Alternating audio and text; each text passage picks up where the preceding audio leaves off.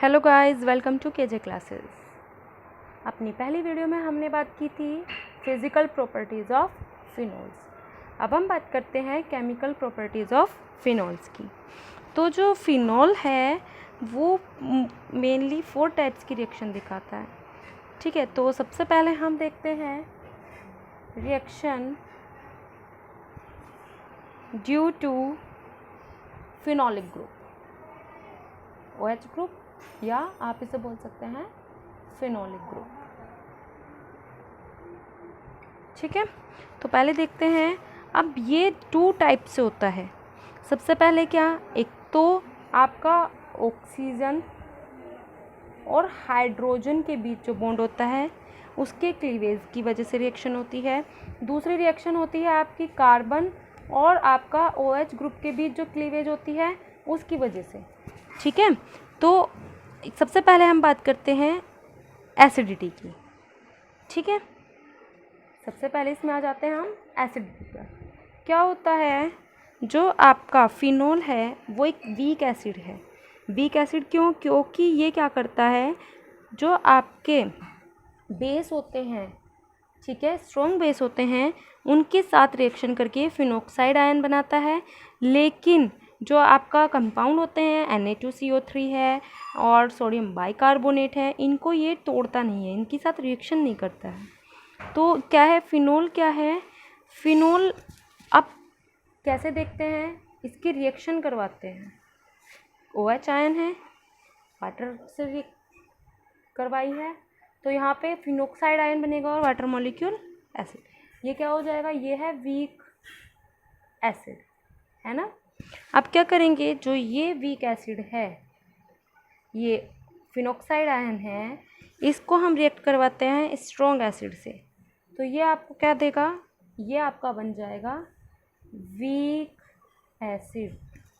Strong acid से reaction करवाई तो ये क्या बना आपका वीक एसिड। ओके, तो इसका मतलब क्या है कि जो फिनोल है वो अल्कोहल से तो ज़्यादा लेकिन कार्बोक्सिलिक एसिड से कम एसिडिक होता है। ओके, क्लियर है यहाँ तक? तो ये रेजोनेंस को शो करता है, जिसकी वजह से इसकी क्या किया जा सकता है, इसकी एसिडिटी को डिफाइन किया जा सकता है। ठीक है, तो अब हम इसकी देख लेते हैं रेजोनेटिंग स्ट्रक्चर।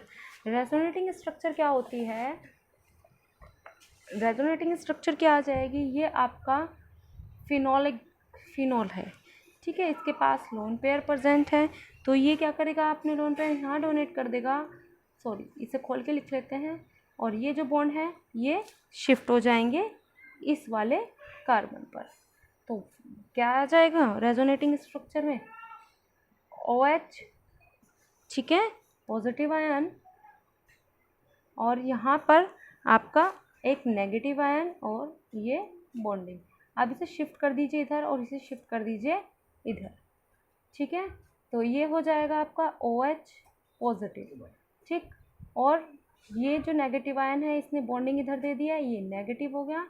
ओके, अब ये नेगेटिव आयन क्या करेगा, अपना डोनेट कर देगा और ये बॉन्ड इधर शिफ्ट हो जाएगा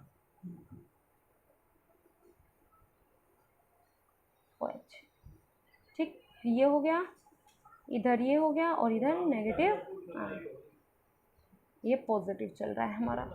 सेम हेयर, OH पॉजिटिव और ये नेगेटिव जो है ये इधर शिफ्ट हो जाएगा और ये अपने जो क्या है पेयर इसने लिए था वो वापस ले लेगा।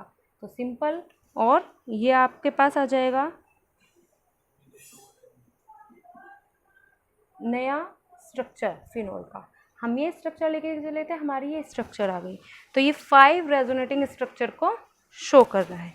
ठीक है, अब क्या होता है, ये फिनोक्साइड आयन बनाता है। अब ये क्या करता है, ब्लू लिटमस को रेड कर देता है, जो क्या करते हैं, और बेस के साथ रिएक्शन करके सॉल्ट बनाता है।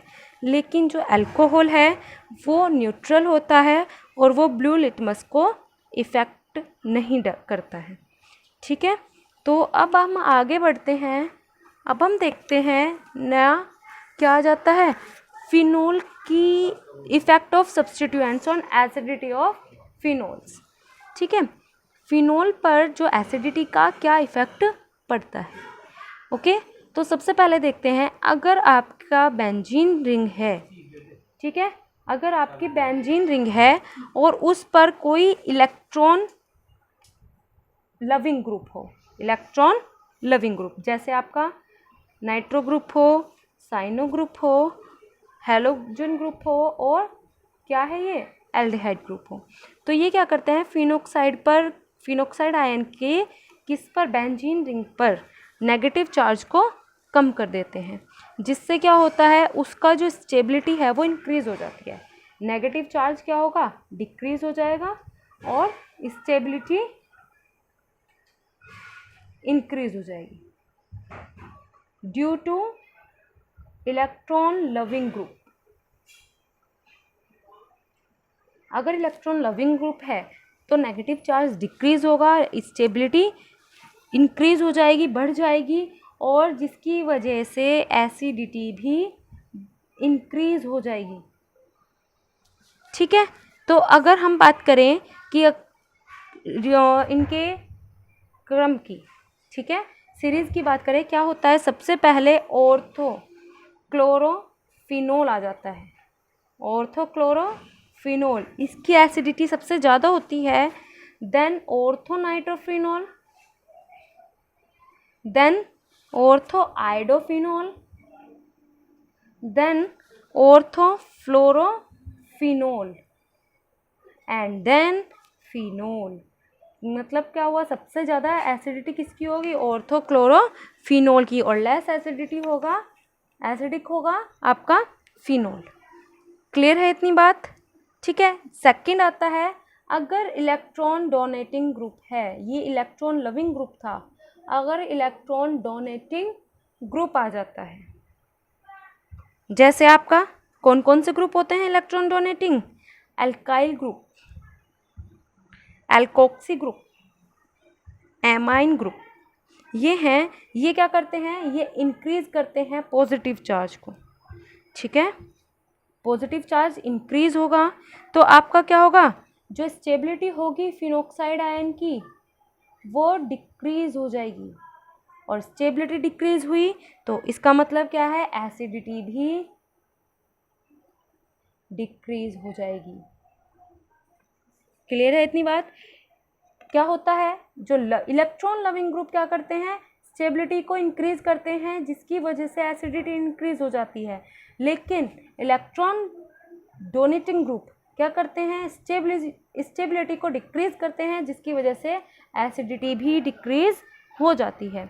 और अब इनका सीरीज क्या होती है, तो सबसे पहले आता है आपका रिसोर्सिनोल,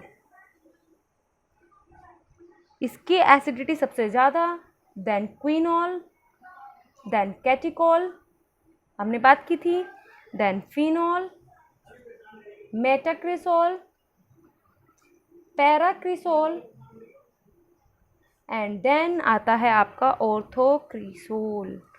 ठीक है, मतलब क्या हुआ कि अगर आपका ऑर्थो ग्रुप आ जाता है, ऑर्थोक्रिसोल यानी कि फिनोल के साथ कोई भी ग्रुप, जैसे आपका मिथाइल ग्रुप ऐड हो जाता है, ठीक है, फिनोल के साथ क्या है आपका, ये फिनोल है, इसके साथ आपका मिथाइल ग्रुप है, ये फिनोल है, ये मिथाइल ग्रुप है, और ये फिनोल है, ये आपका मिथाइल ग्रुप। अब इसमें से आपको पूछ लिया जाए किसकी एसिडिटी सबसे ज़्यादा है, सीरीज़ में लगाइए, ठीक है, इन इंक्रीजिंग ऑर्डर में लगाना है।